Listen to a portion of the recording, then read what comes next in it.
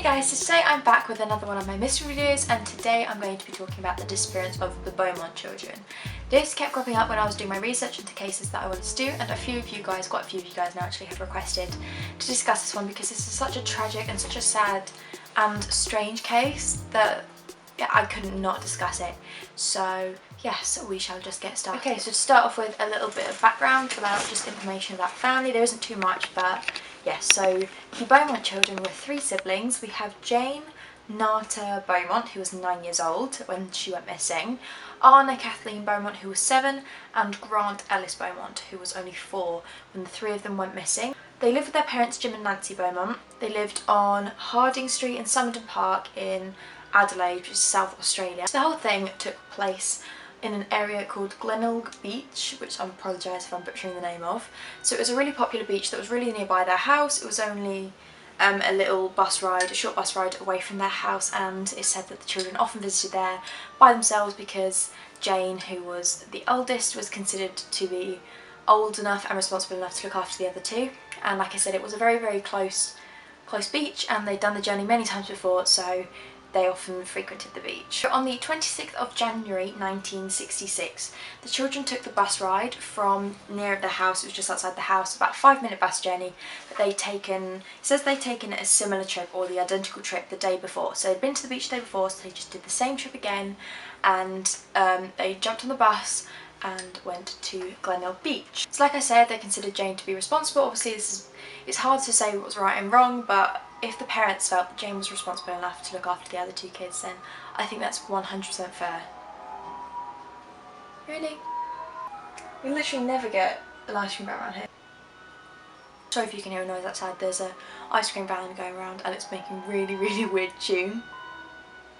It doesn't sound right. Their parents allowed them to go to Glenelg Beach. They left the house around 10 AM and they were told to return. Seriously, everything's going on now. So they left their home at around 10 AM and they were told to return home by the parents for 2 PM for their lunch. So they had a few hours at the beach and they were told their curfew to return home was 2 PM. So it was when the kids didn't return home for this curfew that was usually they were really good at keeping up with. The parents waited around for a few hours and then eventually began to worry, and then they called the police that evening at 7:30 PM. And then the next day the children were declared as officially missing when they hadn't returned home overnight. So that's basically what happened. And then all the following information about the children was just from eyewitnesses, from what the police could piece together through the investigation about where the kids had been seen by different people about the town the day before. So an eyewitness said that they saw the children leave the beach at around 10:15 AM, which is obviously just a little bit after they got there. And then again they were seen at 11 AM by an elderly woman who saw them playing under a sprinkler. This eyewitness said that they'd seen another person with them. It was a tall, lean blonde man in a blue bathing suit playing with them, and this tall, lean blonde man actually appears throughout this investigation, so he's kind of important. The eyewitness said that they saw first him lying down on his front watching them play, and then about 15 minutes later he joined them and he was seen helping them get dressed, and then they were also seen waiting outside of the toilet, the bathroom, while he got dressed. So they seemed to be pretty friendly with him and they seemed to know him really well. And then at around, some sources say 11:45 AM and then some people say 12:15, so somewhere around there, the children were seen buying cakes or snacks at a cake shop, and they were seen using, I think it was a €1 note or a £1 bill or something, which is seen as quite a key point in the investigation, because when this point was alerted to the parents said that they had left the house with nowhere near that much money. The parents had given them, I'm pretty sure it was just enough for the bus fare there and back. Obviously it suggests that they'd gotten this money from somewhere, so it's likely that someone gave them this money because they were coming home for lunch, so their parents didn't give them enough money to buy lunch there. And then the last sighting of the children that was ever pointed out in the investigation was from an eyewitness who was a local postman, who said he knew the children pretty well because obviously he worked around the town, so he knew the children well and recognised them straight away. And he said that he saw them around 3 PM walking down, they were just walking the 3 children alone away from the beach on Jetty Road, which is sort of, I think it's towards the direction of their house. And he said they seemed really happy, they were laughing. He even said they stopped and smiled at him and waved and said hello. So they trusted him, they didn't see any reason for him to be unreliable. However, once they pieced all this information together, it is speculated that perhaps this did happen, but the sighting didn't happen as late as 3 p.m. Perhaps it happened earlier, purely because 3 p.m. was already an hour past their curfew, and if they were so happy, the children wouldn't initially be that carefree if they knew they were out past their curfew. So people believe that he is reliable, just not to the extent of the time being correct. And after this eyewitness testimony came forward, the case went completely cold, and they did not have any idea, any lead of where to begin the investigation into where they had gone to. It gained huge media attention. The case became well known both in Australia and also just internationally. It was such a big case because three such young children had gone missing, and there was absolutely no idea where they'd gone.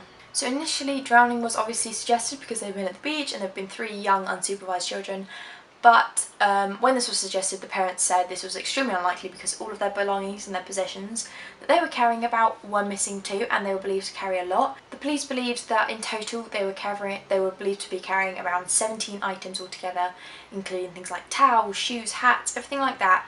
So 17 items to accidentally go missing. It's just unlikely that the children drowned with all their possessions, so they were likely to have had these possessions on them. And in the following investigation, every lead they followed led them nowhere. They didn't come up with anything, so it was just constantly bringing up dead ends. On the 8th of November 1966, they even called in a paranormal investigator. His name was Gerard Croiset, something like that, and he was a Dutch parapsychologist and psychic.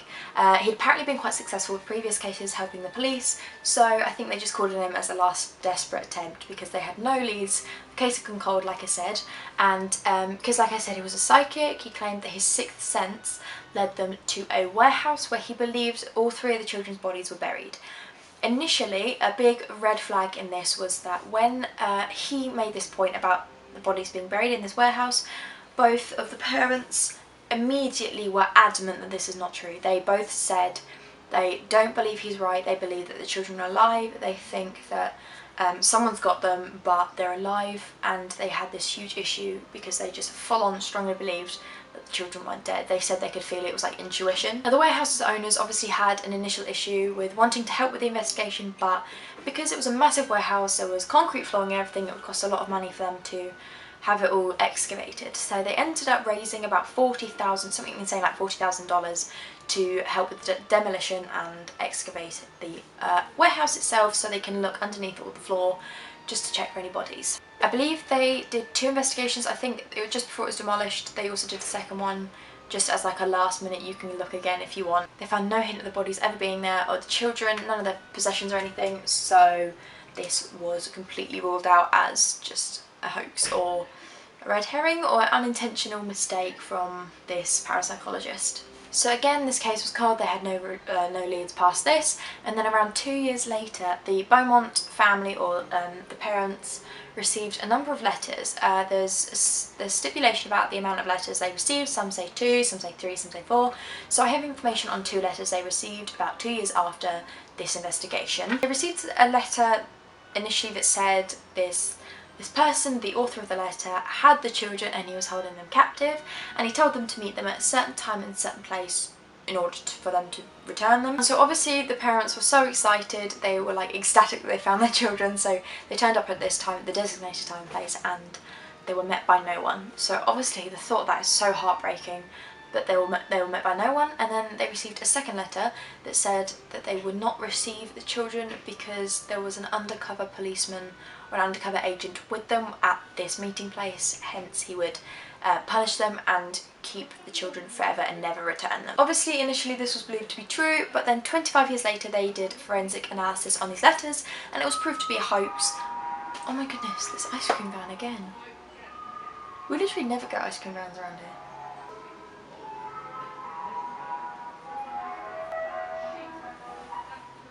The hoax was found to be done, or to have been carried out by a guy who was a teenager at the time, but when he was, obviously when they did the analysis, he was around like 40 something I think, or late 30s, early 40s, so they didn't see any need to arrest him. They didn't really understand why he, you know, created these false letters, but yeah, so at least sort of they had some definitive answer that the letters weren't true, but they still had no idea where their children were. Now, in terms of theories and suspects, there's only a few sort of more suspects because of this blonde man that they were seen with on the day they went missing.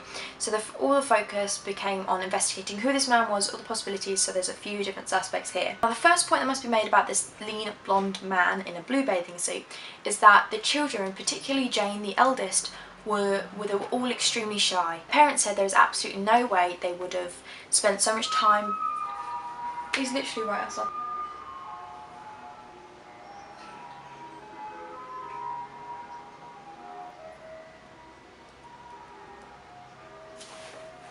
This is exciting. This is going well. So the parents said there was absolutely no way they would have spent so much time with a stranger because they were all so shy, and they claimed this wasn't just like parental naivety. You know, everyone's parents would say that they wouldn't talk to strangers, but they hands down said the children were just naturally shy, and especially Jane, the eldest. Bear in mind she was 9, so she was seen as being old enough to look after the children, but she was still shy with strangers. So they said there was no way that they would have just spent so much time with this complete stranger. So this means that so many people support the idea that they must have known this man from somewhere before. Now during the investigation, obviously the initial process would be to go through anyone that the family knew, family, friends, you know, anyone the parents work with that fits this criteria, fits this description, and they couldn't come up with anyone. So a lot of people are sure that if they didn't know them like through family or anything, they must have met this man at the beach, because like I said, they've made many visits to this beach before, so they believe he could have been some form of predator, grooming them at this beach, making friends with them, getting to know them so that they felt comfortable around him.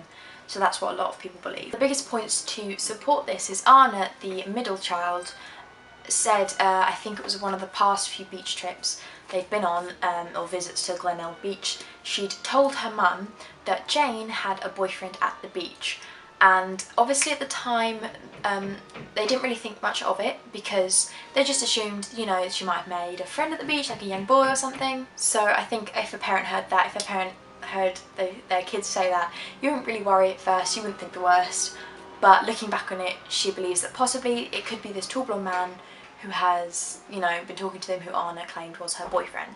The first suspect that they have regarding this tall, lean, blonde man was Bevan Spencer von Einem. He was around 70 years old now, and he's actually now in prison for life. He was sentenced with life imprisonment. He was an accountant, and in 1984, so a few years after they disappeared, he was convicted of murdering a 15-year-old boy from Adelaide whose name was Richard Kelvin. He was the son of a radio presenter, host, and he was 15 and he was murdered. So when they discovered that Bevan Spencer von Einem killed him, he was sentenced to life in prison. He would have been 21 at the time of the Beaumont children's disappearance, so some think that perhaps he was too young to fit the description, because obviously all these eyewitnesses said that I'm not sure if I mentioned this, all the eyewitnesses said he was around like 30, but this is sort of speculated because if you think about it, if the children didn't look in distress, the eyewitnesses could have not gotten this 100% correct because they didn't know what they were looking for at the time, obviously.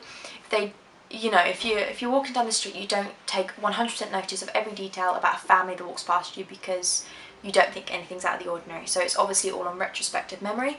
So they could have perhaps gotten the age wrong, and he could have been, you know, it could have been him. So the second suspect was a man by the name of Derek Ernest Percy. He actually died in 2013. But he was found not guilty. He was sent to trial for the murder of a young girl called Yvonne Tuhoy, but he was found not guilty of the murder due to a plea of insanity. He was suspected of a set of murders called the Wonder Murders. Now these were two 15-year-old best friend girls by the name of Marianne Schmidt and Christine Sharrock. They'd been murdered a year before the Beaumont children went missing. So a lot of people think that despite he would have been quite young, so he would have been 18 at the time of the Beaumont children's disappearance, it's pretty much guaranteed they do believe that he did the Wonder Murders, which was a year before, so he would have been 17. So it's not unlikely that if he was found, obviously not fully guilty because he's not in prison, but if it's strongly believed that he murdered these two girls at 17, then it is plausible that he could have murdered or abducted these 3 children when he was 18. However, the main point sort of disregarding him as a suspect was that the Beaumont children's bodies were never found, and this doesn't match any of the other murders. So obviously Yvonne and the Wonder murders, their bodies were found, and so a lot of people just don't think it's likely that he would suddenly break out of character, because the other murders were very, from the sounds of it, they were very impulsive, and the Beaumont children, because obviously their bodies aren't found, it doesn't seem very impulsive, it seemed very planned. So a lot of people don't think he is the most likely suspect. But like I said, he did die in 2013. The most recent break in the case, so if you search the Beaumont children, this is sort of the most recent thing that comes up. A lot of news articles, because around the 50-year anniversary of their disappearance, this new break in the case came forward that has been investigated. So it does come from a reliable source, but there's a lot of complications, and a lot of it's based on retrospective memory and ifs and buts. So it is an investigation, but I'll just give you the details anyway. So a man named Alan Max McIntyre, he actually died this year. He was 80 when he died. His son Andrew McIntyre said how him, his father Alan Max McIntyre, and his family friend Anthony Allen Monroe, who will actually soon be charged of 10 child sex offences. They were at the beach the days before the children went missing. Alan is, like I said, he died this year. He is the only other form of witness to be able to say yes or no whether they were there. So like I said, he died. That was sort of the big issue. On June the 7th, 2007, Judge Paul Slattery had heard about how the family friend Monroe had sexually abused the son, sorry there's lots of names, their son Andrew when he was a child, hence the sex offences that he will now be charged with. Now during this sex offence investigation, Andrew came forward and stated how he believed that his family friend, the family friend who abused him, is likely how he believed that he had something to do with the disappearance of the Beaumont children.